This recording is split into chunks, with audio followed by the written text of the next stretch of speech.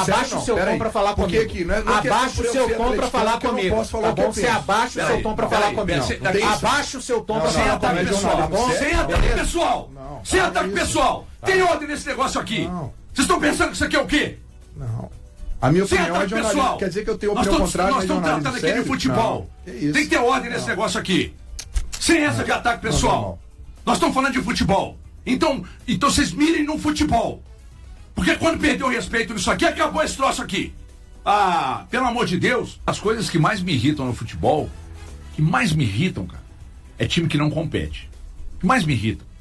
Tipo bunda mole, time que fica chegando com o pezinho fofo em dividida. Sabe, time que não. Jogador que não mete a bunda no chão pra dar um carrinho, time que não vibra em campo. Mas que porra é essa do Cruzeiro ontem, cara? Que marmota é aquela que aconteceu ontem? Porque é o seguinte, nós não estamos falando de um time em formação, não. Exato. Nós não estamos falando de um time que tem um treinador que acabou de chegar e que fez mudanças drásticas a ponto de você apontar e dizer, pô, peraí, mas é que ele tá tentando o quê? Outra coisa, antes do jogo, falamos aqui que a pressão... gente, peraí, tá? Deixa eu só terminar o raciocínio antes de falar, pô, mas já tá fritando. Não tô fritando, não. Calma que eu vou chegar lá. Nós falamos antes dos jogos contra Atlético e Botafogo, nós falamos aqui e lá na TV. O Tite sofrerá uma pressão grande, e isso é natural, porque ele tá pegando uma carga de um trabalho muito bem feito do Léo Jardim, que conquistou treinador, que conquistou dono do clube, conquistou torcedor, conquistou todos os funcionários do clube, conquistou todo o grupo, todo mundo corria pelo cara, então, e o cara resolveu ir embora. Então, se ele resolveu ir embora, não dá para apontar o dedo para a direção e dizer, bom, a direção não soube manejar isso aí e mandou ele... Não, ele que quis sair. Aí, vamos lá, chega o Tite, a gente já esperava a pressão para cima do Tite. Aí o Tite começa o trabalho, o time não começa a render, mas pior, é postura de jogador em campo. Não dá, cara. O Fabrício Bruno tá de sacanagem de pisar fofo e dividida. O Jonathan Jesus parece que a cabeça dele tá na Rússia. Irreconhecíveis. Cara, irreconhecíveis. O Matheus Pereira ontem em campo, perdido, cara, sem saber o que fazer. E o Cruzeiro ainda seguindo altamente dependente do Caio Jorge chegar lá e brocar, né? Sem falar a desatenção. A palmolice desse time em campo ontem, já um negócio inacreditável. A vergonha, o vexame que o Cruzeiro deu e a humilhação que sofreu, gente. E o mental primeira derretido. Rodada, é isso aí. O mental derretido depois do primeiro gol. Depois do primeiro gol. Isso não pode acontecer. Ô, gente, não acontecia. Eu cheguei aqui hoje e confundi, acho que foi o Dani, não sei se foi o Guilherme, que me disseram, não, esse foi o primeiro gol. O primeiro gol foi da cobrança de lateral. 5 jogadores do Cruzeiro na marcação de um jogador do Botafogo, estão fazendo fila. O Danilo cabecear na marca penal, a escolher canto pra cabecear, e todo mundo olhando o Botafogo tramar. Que é isso, gente? Vocês estão de brincadeira. Sinceramente. E gostaria de ouvi-lo.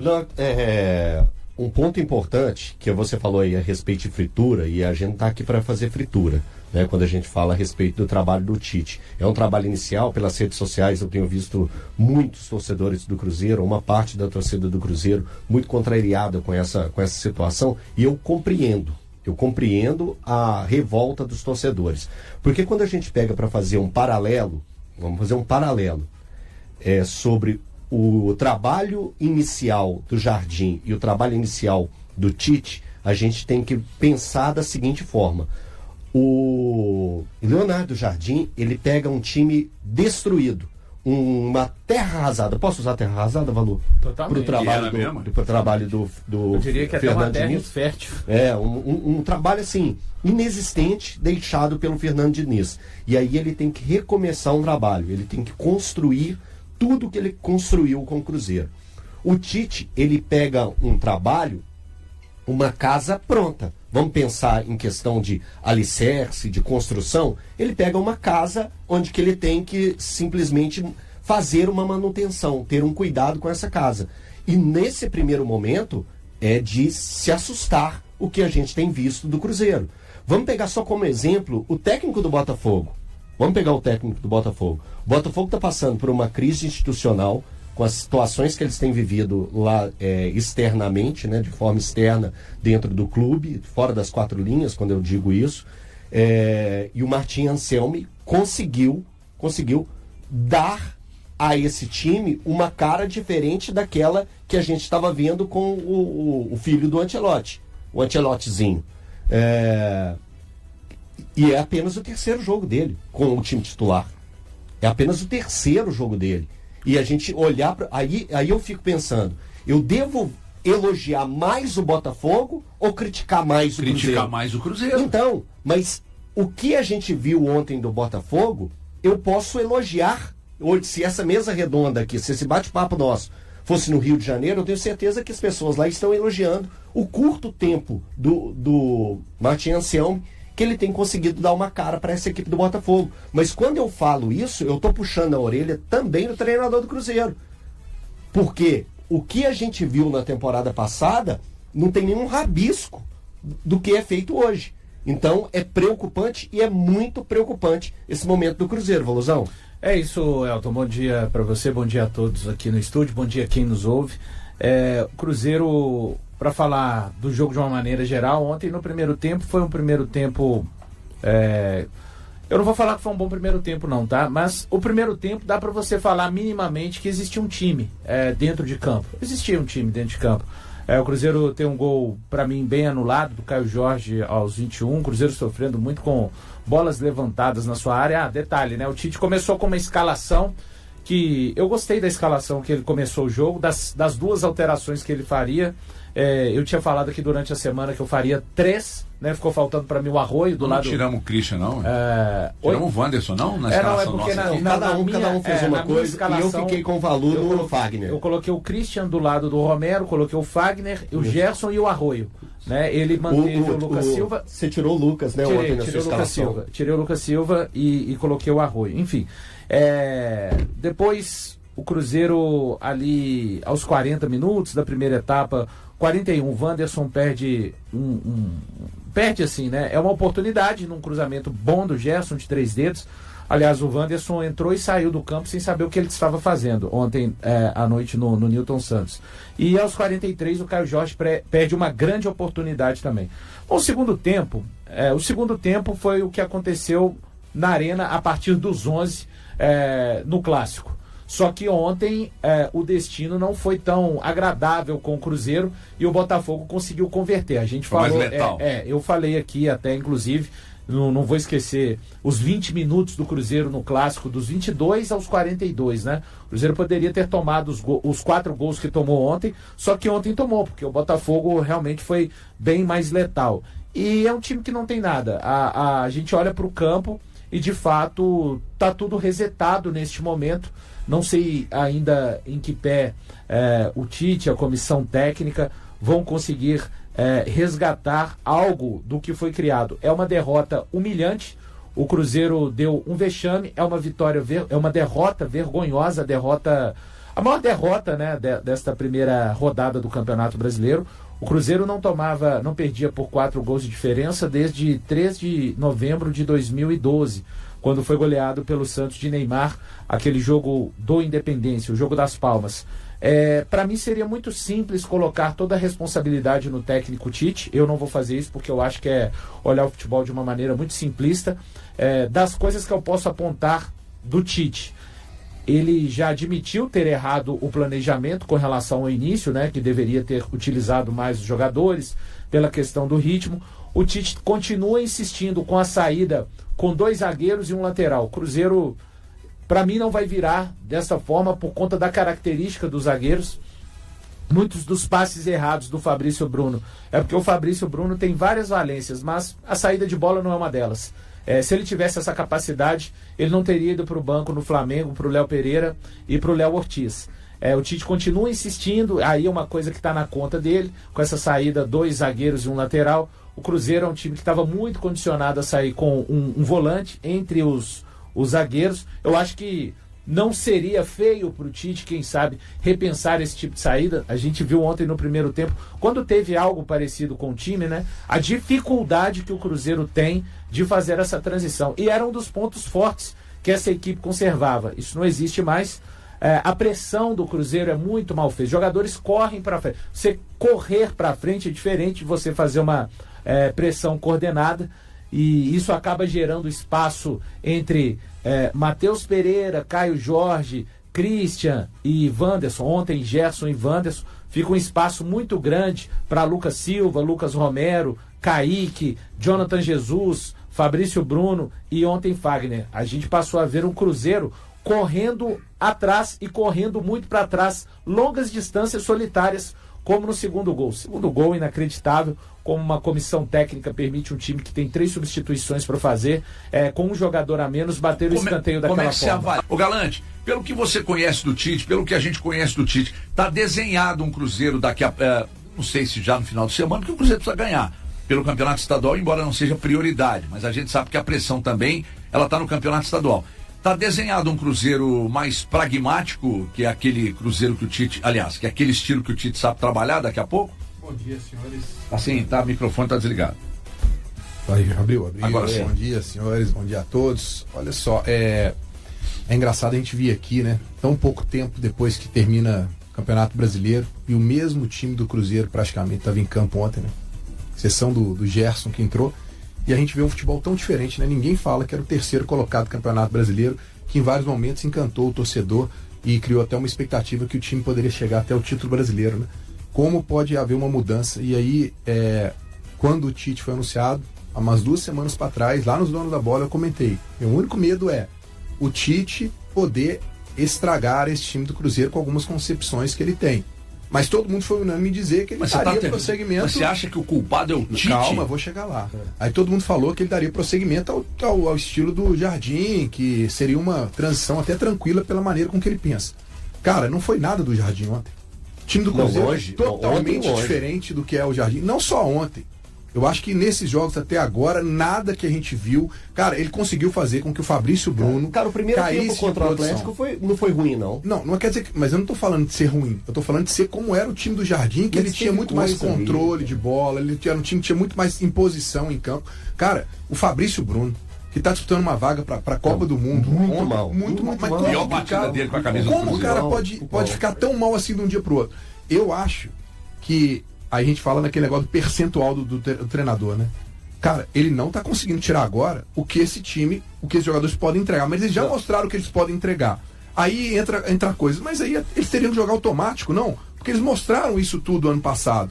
Não, mas é porque aí eles estão tentando fazer algo que o Tite tá pedindo, que talvez não seja algo que eles têm, que seja o melhor que eles podem fazer. Então o treinador é mais de 30%? Eu acho que hoje, por exemplo, falou bem, eu acho que os jogadores têm um percentual, tem na hora que você vira e fala assim... erram passes fáceis, uma displicência, uma falta de entrega em alguns momentos, dá carrinho. O primeiro gol, você tem que jogar esse cara na lateral na hora que ele passa no meio de 5. Alguém tem que chegar jogando ele na lateral. Então, isso é problema dos jogadores. Agora, na hora que você vê. Postura é problema do jogador. Agora, na hora que você vê o time. Foi o que faltou ontem. Não encaixar, sendo que ele já tinha um encaixe, pra mim é o treinador. Porque esse time já tava no automático, entendeu? Era no automático. Peraí. Deixa eu só dizer uma coisa aqui. Vamos lá. Eu tô achando que vocês estão tratando o 4-0 com muita naturalidade. Desde 2012. Alerta, desde 2012. Desde 2012 que o Cruzeiro não sofria 4 gols. E vocês estão aqui rebolando no estúdio, que nem o Cruzeiro rebolou em campo ontem. Peraí, gente. Os caras. Peraí, o Valu já falou vergonha, vexame, já foi usado todas as palavras. Deixa eu dizer uma coisa pra vocês aqui. Vamos lá. Os caras querem o quê? Os caras querem salário em dia? Toma. Os caras querem estrutura? Toma. Os caras querem investimento? Toma. Os caras querem a melhor equipe médica, que foi inclusive destaque ano... Toma. Que é um aspecto de fisiologia de ponta. Hoje a estrutura do Cruzeiro, quem conhece é que me disse. Eu não conheço, nunca fui no Palmeiras. Que é melhor que a do Palmeiras. Você quer um investimento que foi feito? Você quer tudo entregar? Você quer a manutenção do Caio Jorge? O não pro Flamengo, os nãos pro Flamengo? Toma. Você quer a renovação com o Matheus Pereira e o aumento de salário? Toma. Você quer tudo que pôde ser feito, foi feito. Aí o time entra em campo rebolando. Eu só não vou me exaltar no tom de voz, porque não tem necessidade. Eu usei humilhação, vexame e vergonha. Mas essa toada aí parece que vocês não estão nem aí. Parece que foi natural tomar 4. Eu cobrei jogadores, técnico Tite, toda a diretoria de futebol do Cruzeiro, do Pedro Lourenço ao Spindel. Não sei mais o que você quer, assim, que seja de... O Cruzeiro está em crise. Até o Bruno Espírito teve culpa ontem nos 4-0. Óbvio que tem. Para com isso, Valdir. Óbvio que tem. Ele não pode deixar um jogador... Com isso. Ele não pode deixar um jogador que está na situação do Kaique... O Cruzeiro não pode entrar em campo na primeira rodada do Campeonato Brasileiro com um jogador na situação que entrou o Kaique. Isso é minha opinião. A sua opinião eu respeito. Agora deixa eu fazer essa é a minha opinião. Valor, deixa eu te fazer o uma Cruzeiro pergunta. está em crise, HG.